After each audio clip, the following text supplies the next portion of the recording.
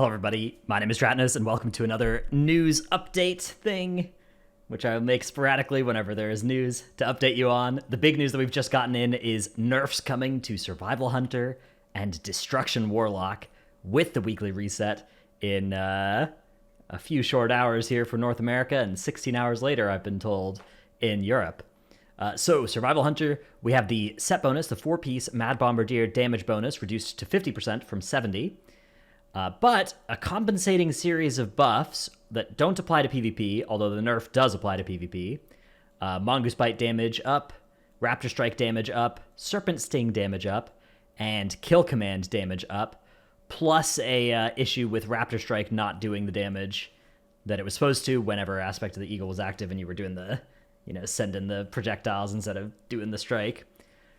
So a set of changes to survival that intends to, it looks like, not keep the single, or not change the single target too much, offset the damage against a single target. So they like where Surv is on the single target, but nerfing the AoE again by another hit. Survival was, of course, one of the best DPS specs last season, and it was shaping up to again be a phenomenally good spec this season. And so they are nerfing it again to, I still think it will be one of the best specs, but to keep it as one of the best specs instead of like a dominating choice.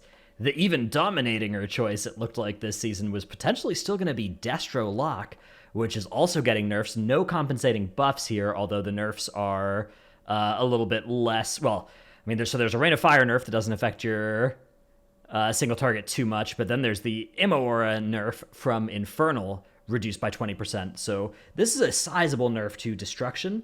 That being said, Geared Destruction Warlocks and Keys were beating non-Destruction Warlocks by still such a large amount. They scale so phenomenally with the haste from the Shrouded Affix that I think this is probably justified as well. And again, I actually kind of still think these two specs are going to be two of the best 5 specs, two of the best 7 specs for Keys this season. For reference, before this set of nerfs, this was my predictions for what the M+ meta was going to look like.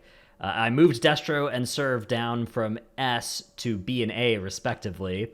That was definitely an int. This Destro should have at least still been an A and probably still an S. Now maybe they both can fit in A, along with Windwalker, Subtlety. Outlaw should also be up there.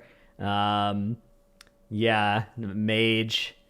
I don't know. I think that's probably how I would guess this will shake out. I think it's, sharing the A tier with those kind of specs, but we'll have to see how it works out. I intend to make a video probably sometime in the next couple weeks, again, updating this and looking at Raider.io stats and seeing how every spec is doing, so stay tuned for that one.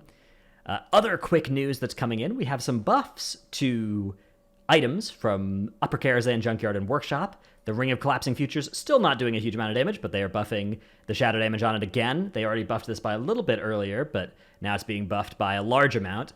And so probably still not a super relevant thing. If you actually get this ring, you'll notice that it's not as simple as it says on the tooltip. The way it works is you press the button, it deals damage, and then for 30 seconds you get a debuff that makes it possible for this to go on a 5-minute cooldown instead of a 15-second cooldown. And if you go into the Wowhead comments for this thing, there is somebody who's written out from there, so this is not like data mined, but from a bunch of time on a training dummy, the increased chance of it failing every stack you get. So they've come up with a theory that the best way to use it is probably do 3 hits of this and then let that debuff fall off. So press it on cooldown 3 times and then let it fall off. I don't know if that's actually the best play. I've heard it's also implemented in SimCraft, so if you get this ring and you want to learn how to use it best, go dig into your character's sim, what they're actually doing when you look at the SimCraft stuff. But either way, this thing's not actually that bis for that many people because a lot of folks want stuff like the Karazhan or the Mechagon 2 set anyways. Junkyard, we have buffs to Fusion Hacker, which is not something that very many are interested in using, and Salvage Incendiary Tool, which I believe was a Demon Hunter specialty, by 8% on these. So I think this was already supposed to be good for Demon Hunter. I don't know about after this buff if others are interested in either of these things. I do suspect that it probably still doesn't compete with like Vein Ripper either, but maybe. Little buff on these leather bracers that tether you to somebody and do damage to them. I think that's a PvP thing only. Reclaimed Shock Coil, a potential like Brewmaster staff. or Druid Staff as well, getting a 473% buff. So, no idea what any kind of the numbers on this are like.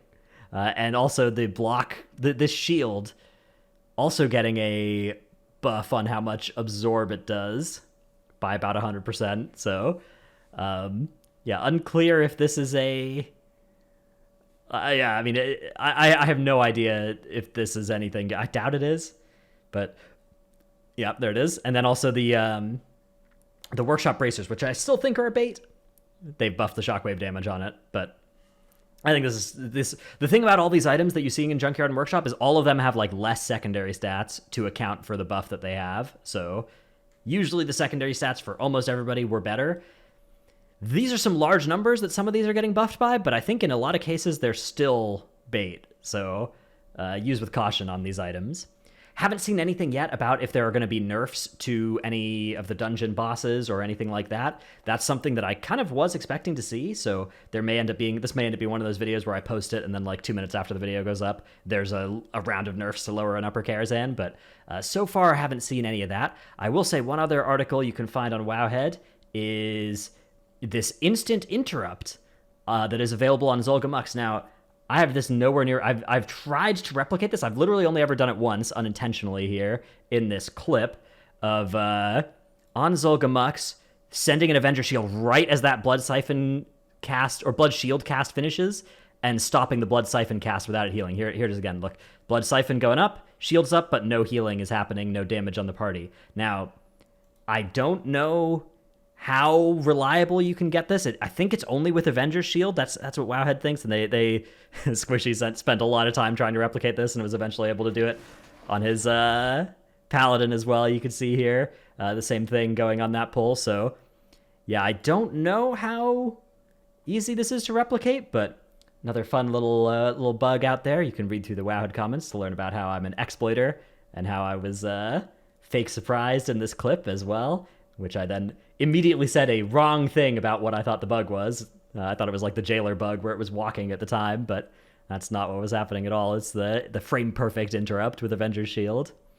Okay, so I think that's it for the quick news for now. I'm sure there will be something new that'll be out as soon as the last like 3 times I made these videos. There's something new, so I'll put a pinned comment down below if there's another news post that comes out in the next few hours. But wanted to get this info out there and quick takes on it. Again, I think Surv and Destro probably are still fine after this again. Probably are still great specs, but I think these were probably good nerfs. And I think early in the season is a good time to do this, and they shouldn't get too much flack for doing this. I think that smaller changes, more frequently done, and changes that, you know, keep it as the best spec and you just keep nerfing it until it's either no longer the best spec or it's the best spec by an amount that's small enough that you're happy with. And I think that is what they're trying to do here, especially with Destro. All right, that's it for this video. Hope you enjoyed. Hit subscribe and stuff if you did. Want to catch the next one. Thanks for watching. See you in the next one. Bye.